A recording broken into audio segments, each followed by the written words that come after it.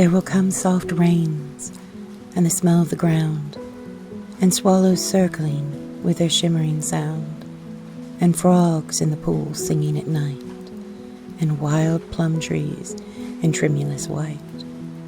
Robins will wear their feathery fire, whistling their whims on a low fence wire, and not one will know of the war, not one will care at last when it is done.